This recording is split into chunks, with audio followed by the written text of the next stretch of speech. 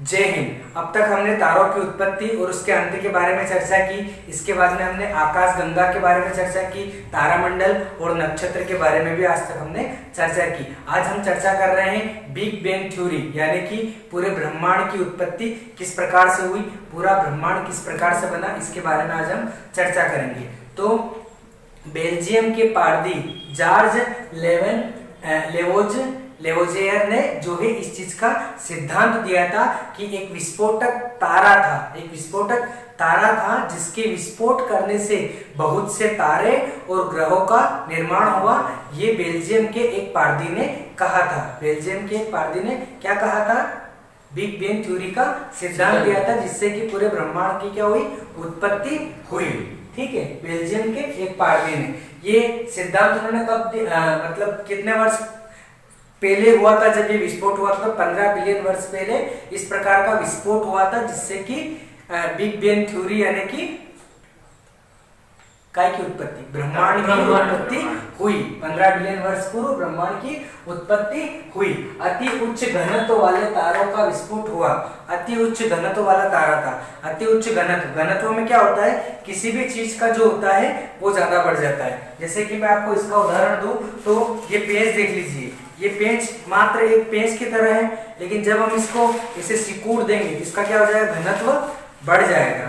क्या हो जाएगा? इसका घनत्व बढ़ जाएगा। अब देखो इसका कितना घनत्व बढ़ गया। उसी प्रकार से एक तारे में इतना पावर होता है कि जब वो ब्लैक होल बनता है तो उसके अगर हम एक चम्मच मिट्टी भी उठाकर अगर हम धरती के ऊपर फेंक देंगे तो वो छेद करके निकल जाएगा, क्योंकि एक तारे की एक चम्मच मिट्टी का भार समथिंग 10 हाथी के बराबर होता है।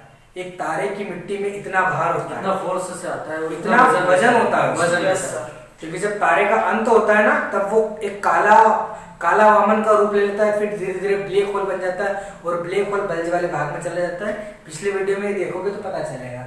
ठीक है, तो 15 बिलियन वर्ष पूर्व अति उच्च घनत्व का एक तारा था जिसका ब्लास्ट हुआ, और उसके ब्लास्ट होने से ही ये तारा है पर बिग बैंग थ्योरी, ये इसका ब्लास्ट हुआ, इससे स्पेस का निर्माण हुआ। इसी को स्पेस टाइम कहते हैं हम। कण बने एक एक। ठीक है, कण किस प्रकार से? कोई तारा बन गया, कोई ग्रह बन गया, इस प्रकार से बने। अब एक सिद्धांत ये भी है कि ग्रहों की उत्पत्ति सूर्य में से हुई है। एक सिद्धांत ये भी है, ये अब जब हम सूर्य पढ़ेंगे तब बताऊंगा। ठीक है, तो अभी हम बिग बैंग थ्योरी की चर्चा करते हैं। फिर इसी से तारे का निर्माण हुआ, इसी से जो है आकाशगंगा बनी, आकाशगंगा के साथ में क्लस्टर बने, और इसी से क्या है? ब्रह्मांड का निर्माण हुआ। तो इसी में हम बात करते हैं कण आपस में संकेंद्रित होकर क्या बन गए? तारे। ये जो बिग बैंग थ्योरी थी इसका क्या हुआ? ब्लास्ट हुआ, और फिर इसके जो कण थे, बारीक बारीक लड्डू होता है ना, एक लड्डू होता है, उसके बारीक बारीक कण को अगर हम मिक्स कर लेते तो क्या बन जाता है? एक वो लड्डू के समान ही बन जाता है ना। तो वो लड्डू के समान बन गया, जिससे कि क्या हुआ? एक कण जो हुआ, कोई तारा बन गया, कोई क्या बन गया। इसी प्रकार से जो अधिकतर अगर आसमान में स्पेस में हम देखेंगे तो सर्वाधिक संख्या तारों की ही है। सबसे ज्यादा आसमान में क्या है? तारे। ठीक है, तो तारे का निर्माण हुआ किससे? इन कणों को संकेंद्रित, यानी कि तारे क्या हुए? पास में आए और उससे एक एक तारे का निर्माण कर लिया। और उस तारे की जो बीच वाला भाग होता है आकाशगंगा के अंतर्गत, उसे बल्ज कहते हैं। तारे का जब अंत होता है तो वो उस वाले भाग पर चला जाता है। ये पिछले वीडियो में देखोगे तो पता चलेगा। कई तारों को मिलकर एक आकाशगंगा बनती है। ये ब्लास्ट हुआ, कण छिटके, इसके बाद में क्या बना? तारे बने। ये तारे मिलकर सब क्या बन जाते हैं? क्या बनाते हैं? आकाशगंगा। बहुत सारे तारों का संग्रह, बहुत सारे तारों का समूह क्या बना रहता है? आकाशगंगा। अब आकाशगंगा क्या होती है? मान लीजिए कि सूरज एक तारा है, सूरज एक यहाँ पर है। सूरज अपने आप में क्या है? एक तारा है। तो सूरज अभी यहाँ पर है, ठीक है, लेकिन ये जो आकाशगंगा होती है, इसका बीच वाला भाग जो होता है इसे हम कहते हैं बल्ज। क्या कहते हैं? बल्ज। जब ये तारा अभी यहाँ है, सूरज कुल 15 अरब वर्ष की जिंदगी जिएगा, उसने अभी तक 5 अरब वर्ष की जीवन जी लिया है। 10 अरब वर्ष उसका और बाकी है। जैसे ही वह अपनी खत्म होने की कगार पे होगा तो सबसे पहले वो लाल दानव का रूप लेगा।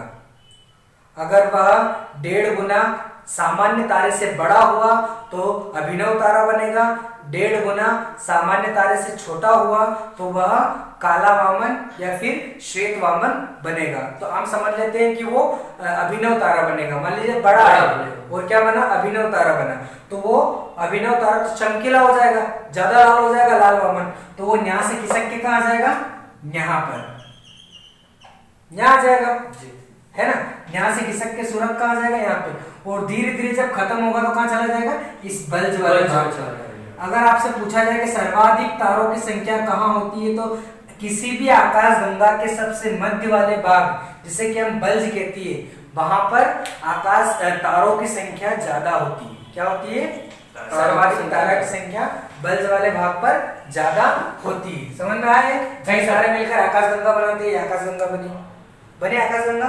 बिग बैंग थ्योरी, कण बने, कण से तारे बने, तारे से क्या बने, आकाश गंगा। अब 3 आकाश गंगा मिलकर एक क्लस्टर बनाती है, 3 आकाश गंगा मिलकर क्या बनाती है, एक सुपर क्लस्टर बनाती है। 1 2 3 इन 3 आकाश गंगा की भी चर्चा करते हैं। देखो यहाँ पे लिखा हुआ, कई 3 आकाश गंगा मिलकर एक सुपर क्लस्टर बनाती है और कई क्लस्टर मिलकर ब्रह्मांड बनाते हैं। ये कई क्लस्टर मिल गए इस प्रकार से, हमने 2 ही का उदाहरण दिया। जैसे ब्रह्मांड में बहुत सारे क्लस्टर है, हम जिस आकाश गंगा में रहते हैं उस आकाश गंगा का नाम क्या है पता है आपको, मंदाकिनी। क्या नाम है नीलेश, मंदाकिनी। हमारी आकाश गंगा का नाम क्या है, मंदाकिनी। हमारी सबसे नजदीकी आकाश गंगा का नाम क्या है, देवयानी। क्या नाम है, देवयानी हमारी सबसे नजदीकी आकाश गंगा है। और हमारी सबसे दूरी पर, मतलब हमारी दूसरी सबसे नजदीकी आकाश गंगा का नाम क्या है,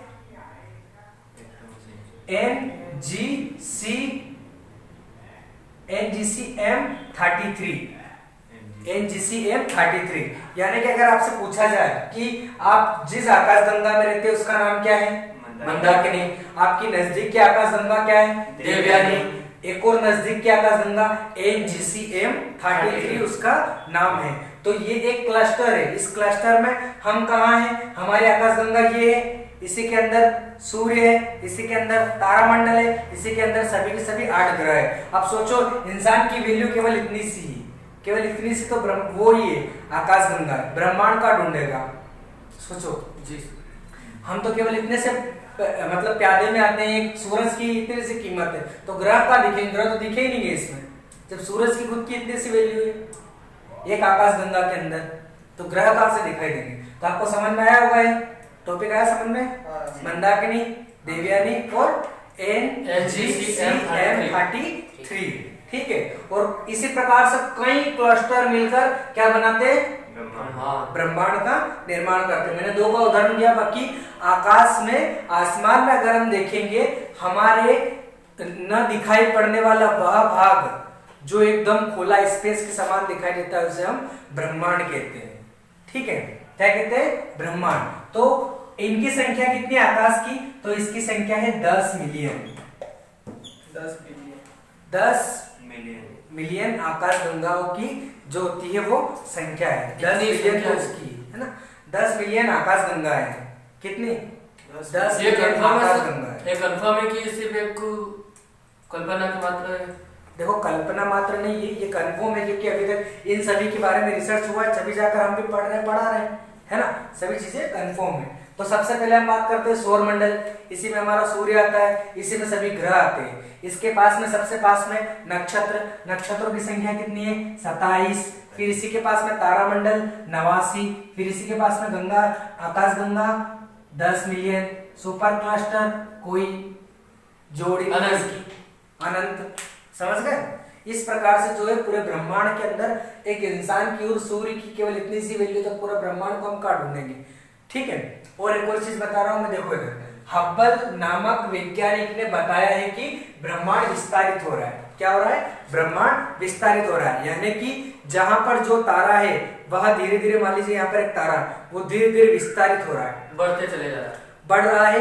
एक शक्ति है, उस शक्ति का पता आज तक वैज्ञानिकों को भी लगा है, लेकिन वो शक्ति जो है ब्रह्मांड को खींचे जा रही है, इस प्रकार से खींच रही है, वो दोनों तरफ से ब्रह्मांड को क्या कर रही है, खींचे जा रही है। तो हब्बल नामक वैज्ञानिक ने बताया कि ब्रह्मांड विस्तारित हो रहा है और अंतरिक्ष पर हब्बल नामक दूरदर्शी छोड़ा गया है। कौन से दूरदर्शी के द्वारा कौन से दूरदर्शी के द्वारा ब्रह्मांड विस्तारित हो रहा है पता चलता है? तो हब्बल नामक दूरदर्शी के द्वारा ब्रह्मांड विस्तारित हो रहा है, इसके बारे में हमें पता चलता है।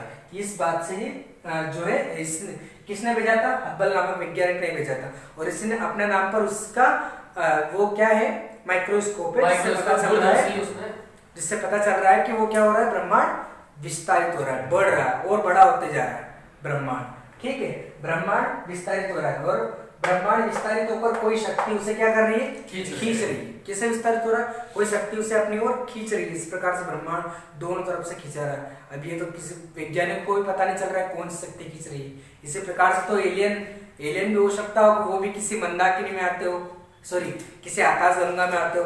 ब्रह्मांड की किसी बात में 10 मिलियन आकाशगंगा है, हम तो एक ही में रहते हैं, वो किसी आकाशगंगा में हो सकता हो, और कहीं भी जीव हो, और कहीं भी लोग रहते हो, वो अपने बारे में सर्च करने का सोचते हो और अपन उनके बारे में सर्च करने का सोचते हो, दोनों एक दूसरे को ढूंढ नहीं पा रहे हैं।